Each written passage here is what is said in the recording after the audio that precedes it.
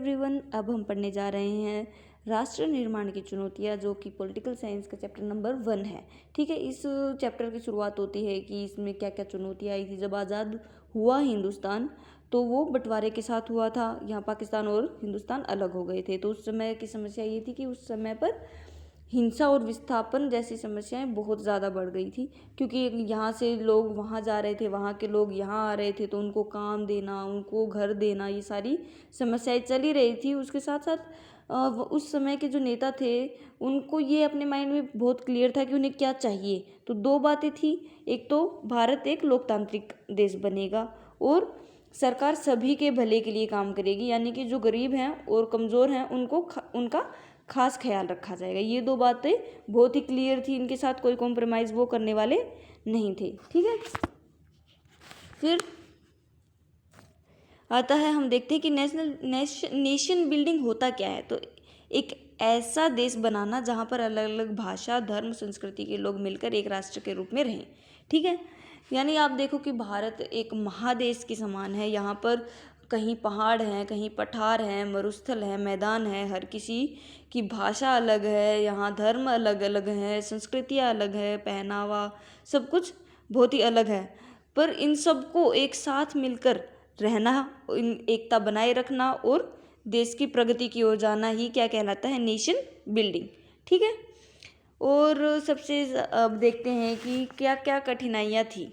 तो एक तो बहुत ज़्यादा विविधता है हमारे देश में और लोग अलग अलग सोच और पहचान रखते हैं, तो उनको एक साथ रखना ये एक कठिन भरा काम था। ठीक है, तो भारत के सामने सबसे महत्वपूर्ण जो 3 चुनौतियाँ थी वो ये थी कि भारत का आकार बहुत बड़ा है।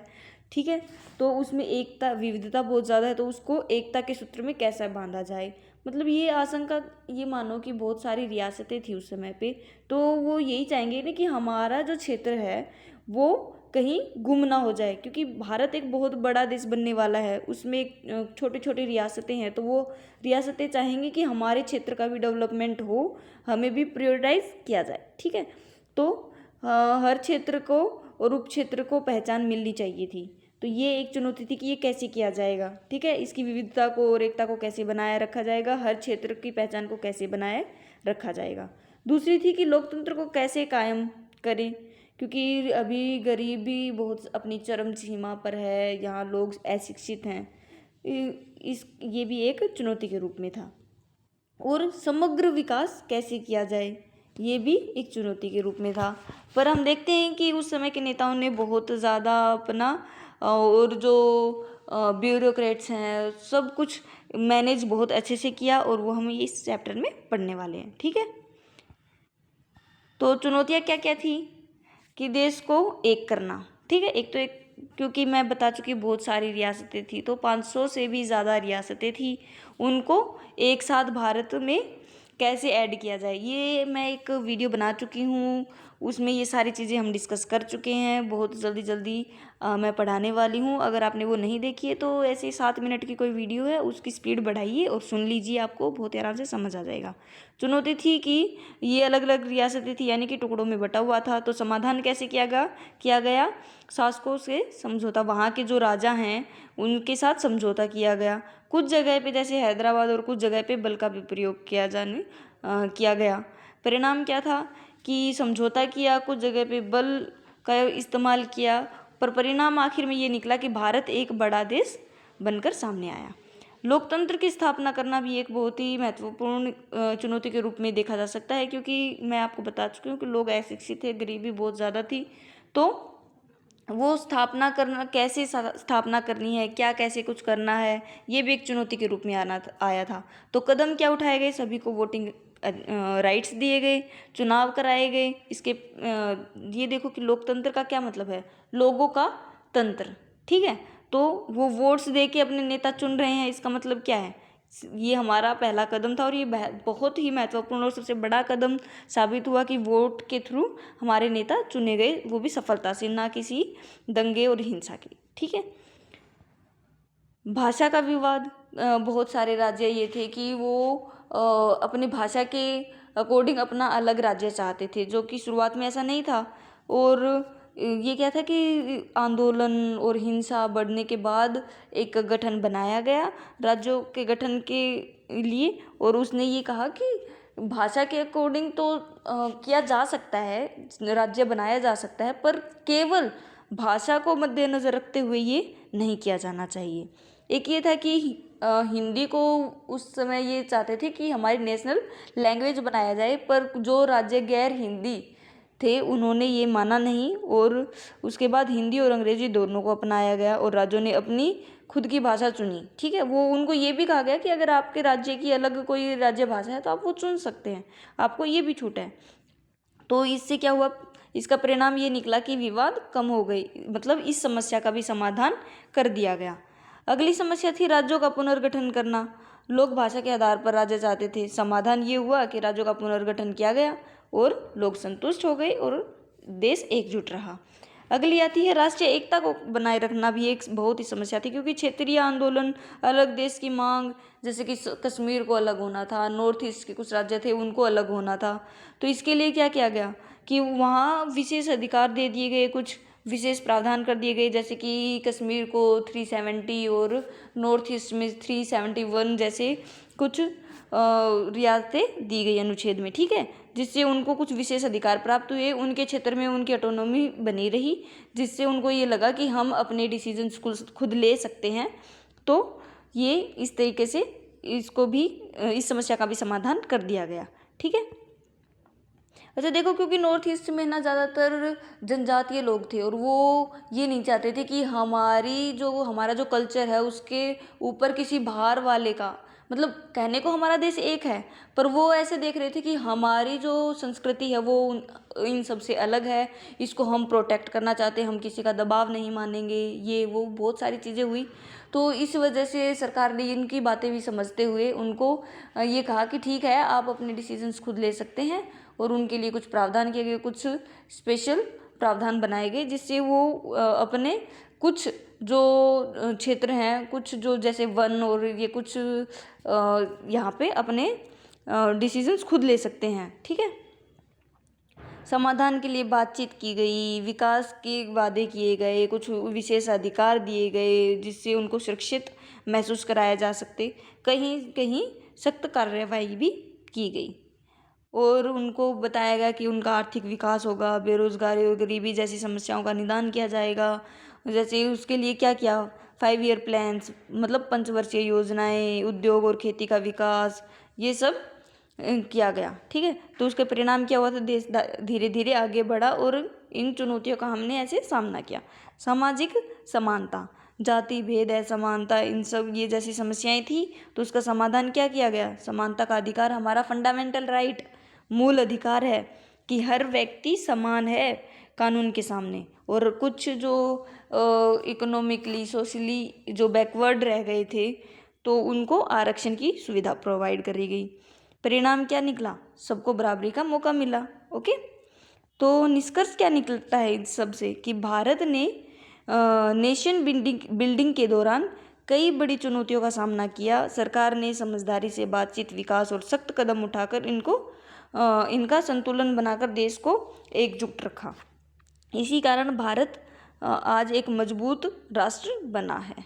ठीक है, अगर हम क्वेश्चन देखें कि क्या क्या बन सकते हैं, तो नेशन बिल्डिंग क्या होता है ये मैं करा चुकी हूँ। ठीक है, फिर स्वतंत्रता के समय भारत की सबसे बड़ी चुनौती क्या थी, एक तो एकता बनाए रखना और रियासतों को भारत में मिलाना सबसे बड़ी चुनौती थी। ठीक है, इसके साथ अगर हम देखें तो लोकतंत्र को स्थापित करना भी एक बड़ी चुनौती थी, पर वो हो गई। पर अगर ये 2 नंबर में है तो आप यही बताएंगे कि एकता को बनाए रखना और रियासतें भारत में मिलाना। ठीक है, क्षेत्रीय आंदोलन क्या होते हैं, जब किसी क्षेत्र के लोग अपने विकास और पहचान के लिए आंदोलन करते हैं, उन्हें क्षेत्रीय आंदोलन कहे जाते हैं। और अलगाववादी आंदोलन क्या है, जब कोई समूह भारत से अलग होकर अपना अलग देश बनाना चाहता है तो वो कहलाते हैं अलगाववादी आंदोलन। ठीक है, आंदोलन भी अलग अलग तरह के होते हैं। ठीक है, तो अगला है राज्यों के पुनर्गठन का आधार क्या था, भाषा। ठीक है, राज्यों के पुनर्गठन का मुख्यतः भाषा के आधार पर किया गया था। भारत ने भाषा विवाद को कैसे सुलझाया, भारत ने हिंदी और अंग्रेजी दोनों को आधिकारिक भाषा के रूप में अपनाया। ठीक है, अब 4 नंबर में क्या क्या क्वेश्चन आ सकते हैं, जैसे कि स्वतंत्रता के भारत को किन किन चुनौतियों का सामना करना पड़ा, ये हम ऑलरेडी कर चुके हैं। रियासतों का भारत में विलय करना, लोकतंत्र की स्थापना करना, भाषा के विवादों को देखा गया, मतलब का सामना किया, राज्यों का पुनर्गठन और आर्थिक विकास कैसे किया जाए, सामाजिक असमानता को कैसे दूर किया जाए, ये सारी क्या थी, चुनौतियाँ थी जो जिनका सामना करना पड़ा था। भारत ने राष्ट्रीय एकता बनाए रखने के लिए क्या क्या कदम उठाए, लोगों से मतलब बातचीत की, वहाँ से पिछड़े लोगों का विकास करने के लिए कहा गया, तो इसलिए पिछड़े लोगों का विकास किया जिससे राष्ट्रीय एकता को मजबूती मिली। कुछ क्षेत्रों को विशेष अधिकार दिए गए, आवश्यकता पड़ने पर सख्त कार्रवाई भी की गई। इन सभी उपायों ने देश की एकता बनाए रखी। राज्यों के पुनर्गठन की आवश्यकता ही क्यों पड़ी, आप बताओ। भारत में लोग अपनी भाषा और संस्कृति के आधार पर राज्य चाहते थे, इससे असंतोष बढ़ा। सरकार ने राज्यों का पुनर्गठन किया ताकि लोगों की मांग पूरी हो सके, विवाद कम हो और देश की एकता बनी रहे। ठीक है। आर्थिक विकास नेशन बिल्डिंग के लिए क्यों ज़रूरी है। आर्थिक विकास ज़रूरी है क्योंकि गरीबी कम होगी, रोजगार के अवसर मिलेंगे, जीवन स्तर सुधरेगा, असंतोष कम होगा और इन सभी से देश की मजबूती प्राप्त होगी। ठीक है, तो ये बहुत ही ज़्यादा ज़रूरी है नेशन बिल्डिंग के लिए आर्थिक विकास होना। ठीक है, नेशन बिल्डिंग की चुनौतियाँ ये हम कर चुके हैं ऑलरेडी, आप देख रहे हो, आप पढ़ लेना। बाकी मैं इसको बहुत बार रिपीट कर चुकी हूँ तो इसको क्या ही रिपीट करूँ। राष्ट्रीय एकता बनाए रखने के लिए भारत सरकार द्वारा अपनाए गए उपाय भी हम अभी थोड़ी देर पहले ही करके हटे हैं, तो ये भी आप पढ़ लेना, बाकी मैं पढ़ा चुकी हूँ। पर राज्यों के पुनर्गठन ने नेशन बिल्डिंग में कैसे मदद की, तो राज्यों का पुनर्गठन नेशन बिल्डिंग में बहुत महत्वपूर्ण भूमिका निभाता है। यह भाषा के आधार पर किया गया। ठीक है, इससे लोगों की भावनाओं का सम्मान हुआ। असंतोष को, जो क्षेत्रीय असंतोष बन गया था कि भाई हमारी भाषा का राज्य अलग होना चाहिए, हमारी संस्कृति अलग है, हमारा सब कुछ अलग है, तो हम अपना अलग राज्य बनाएंगे, तो उनमें बहुत असंतोष हो रहा था, वो उनको दूर हो गया इस बात से कि राज्य उनकी भाषा के आधार पर बन गए। प्रशासन आसान हुआ, देश की एकता को मजबूती मिली। इस प्रकार राज्यों के पुनर्गठन ने राज्य को एकजुटता रखने में मदद की। भारत को धर्मनिरपेक्ष राज्य बनाने के लिए नेहरू जी के तर्क, ये हमारे एनसीईआरटी से मैंने सीधा क्वेश्चन उठाया है। तो नेहरू जी का मानना था कि भारत एक बहुधार्मिक और बहुसांस्कृतिक देश है, इसलिए राज्य को किसी एक धर्म का पक्ष नहीं लेना चाहिए। उन्होंने कहा कि सभी धर्मों का समान सम्मान होना चाहिए, राज्य धर्म से दूर होने चाहिए, धर्म व्यक्ति का निजी मामला है। ठीक है, उन्होंने क्या बोला, आप देखो, उन्होंने बोला कि भारत में कोई एक संस्कृति और एक धर्म नहीं है, बहुधार्मिक और बहुसांस्कृतिक है भारत। ठीक है, तो किसी एक धर्म को अपनाना सही नहीं होगा, सभी अपने अपने धर्मों का और दूसरे के धर्म का भी सम्मान करें, और राज्य जो है यानी कि जो सरकार है, जो ये बड़ी जो 4 पिलर्स होते हैं हमारे, ये सारे इससे दूर रहेंगे, मतलब सरकार इसमें इंटरफेयर नहीं करेगी। धर्म व्यक्ति का एक निजी मामला होता है, वो क्या मानता है क्या नहीं मानता, उससे मतलब ये हम नहीं कह सकते कि तुम ये मत मानो, जब तक तो नहीं बोल सकते जब मैं कुछ मानती हूँ, मेरा धर्म ये कहता है, मैं कुछ कर रही हूँ, पर मुझे कोई कुछ नहीं बोल सकता जब तक कि मैं किसी और को हार्म ना करूँ। ठीक है, अगर मैं किसी को परेशान करती हूँ तब ही इसमें इंटरफेयर किया जा सकता है, वरना कोई इंटरफेरेंस की ज़रूरत नहीं है। ये केवल एक तर्क नहीं है, मतलब नैतिक तर्क नहीं है, ये व्यवहारिक भी है, क्योंकि किसी एक धर्म को बढ़ावा देने से देश में विभाजन का और संघर्ष उत्पन्न हो सकता है। ठीक है, तो ये सिर्फ उनके ऐसे ही नैतिक विचार नहीं है, ये व्यवहारिक है, मतलब प्रैक्टिकली ऐसा ही होना चाहिए।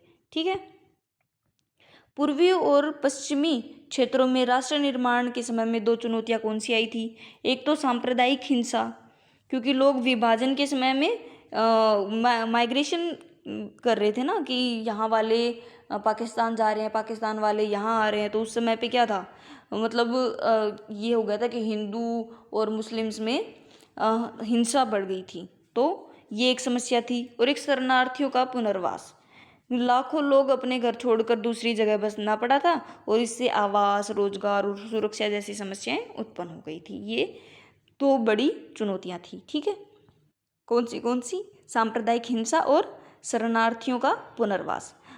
राज्य पुनर्गठन आयोग का कार्य और उसके प्रमुख सिफारिशें।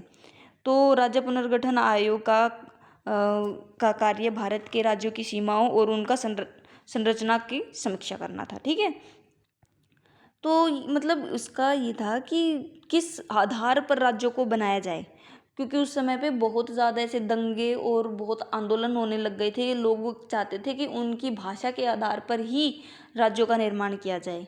तो उस असंतोष को दूर करने के लिए सरकार ने गठन बनाया, राज्य पुनर्गठन आयोग।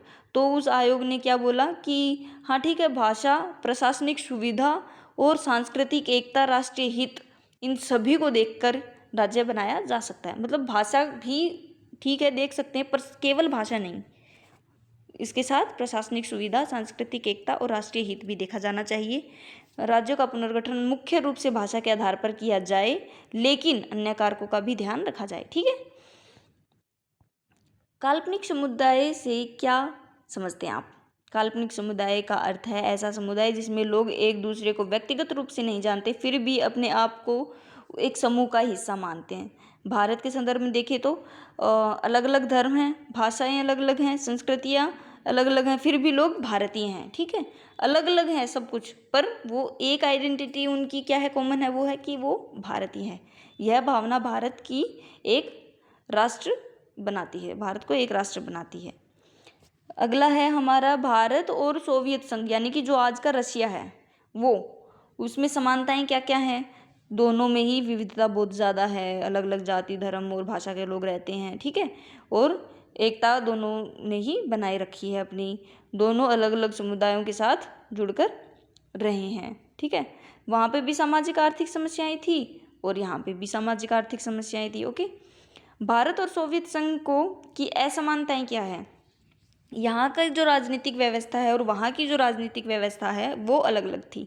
यानी हमारा देश क्या है, लोकतांत्रिक प्रणाली है, यहाँ पर चुनाव देकर, और देखो बहुत सारी पार्टीज हैं, हम चाहें तो हम खुद भी अपनी पार्टी बनाकर आगे चुनाव लड़ सकते हैं, पर वहाँ ऐसा नहीं है। वहाँ एक ही दलीय प्रणाली है, मतलब एक ही पार्टी है, वहाँ वही चुनाव लड़ती है। ठीक है, हमारे यहाँ पर ऐसा नहीं है। हमारे यहाँ पर लोकतांत्रिक प्रणाली है, कोई भी चुनाव लड़ सकता है, एक 18 साल की उम्र के बाद कोई भी वोट दे सकता है। ओके, राष्ट्र निर्माण का तरीका, हम भारत जो है वो लोकतांत्रिक और सहमति के आधार पर, ठीक है, बना, पर वो क्या था, केंद्रीकृत और सख्त नियंत्रण। यहाँ पे क्या है कि केंद्र तो है ही है, पर उसके साथ राज्य की सरकार भी होती है, उसके अपने कुछ राइट्स होते हैं, मतलब अधिकार होते हैं, वो कुछ मैटर्स पे अपने कानून बना सकती है। और उसके बाद यहाँ पे लोकल में जो पंचायत होती हैं, नगर पालिका होती है, वो भी कानून कुछ हद तक बनाती है, उनके जो विषय उनको दिए गए हैं। ठीक है, पर वहाँ क्या है, सबसे ज़्यादा सुप्रीम जो है पावर वो क्या है, केंद्र के पास है, यानी कि सेंटर के पास है, वो जो कह देगी वही होगा। तो ये दो असमानताएं हैं। ठीक है, किसने बेहतर काम किया आपके अकॉर्डिंग? कौन ज़्यादा, रसिया ने बेहतर काम किया है या फिर भारत ने? तो देखा जाए तो हम कहेंगे कि भारत ने, क्योंकि अगर हम चुनाव लड़ना चाहते हैं, हमारा मन है तो हम लड़ सकते हैं। हम बोलें कि ये गलत है वो सही है, तो ये सारी हम वार्तालाप कर सकते हैं। ठीक है, यहाँ पे ऐसा कुछ बहुत सख्त नियंत्रण नहीं है भारत में। तो क्या है, भारत ने लोकतंत्र को अपनाया, सभी धर्मों और भाषाओं को समान सम्मान दिया, समस्याओं का समाधान बातचीत और सहमति से हुआ है। ठीक है, देश की एकता बनाए रखी गई है। जबकि सोवियत संघ ने क्या, सख्त नियंत्रण को अपनाया। ठीक है, जो कि अंत में विघटन का कारण बना। मतलब अभी भारत तो एक है, पर एक समय पे जब यूक्रेन और जो ये है, ये सारे सोवियत संघ में क्या थे, का एक हिस्सा था, पर आज वो एक रशिया अलग देश बन गया और छोटे छोटे देश हैं वो उससे अलग हो गए। वो क्यों हो गए? क्योंकि सत्ताई और नियंत्रण बहुत ज़्यादा था, जिसके कारण उन्होंने अलगाव किया और अलग देश बने कुछ। तो यही हमारी सफलता है कि हमने लोकतंत्र को अपनाया और देश की एकता को और अखंडता को बनाए रखा। ठीक है, ये हम कर चुके हैं, ये भी हम कर चुके हैं, ये सारे फिर हम कर चुके हैं। Okay, thank you. यही वीडियो पूरी होती है।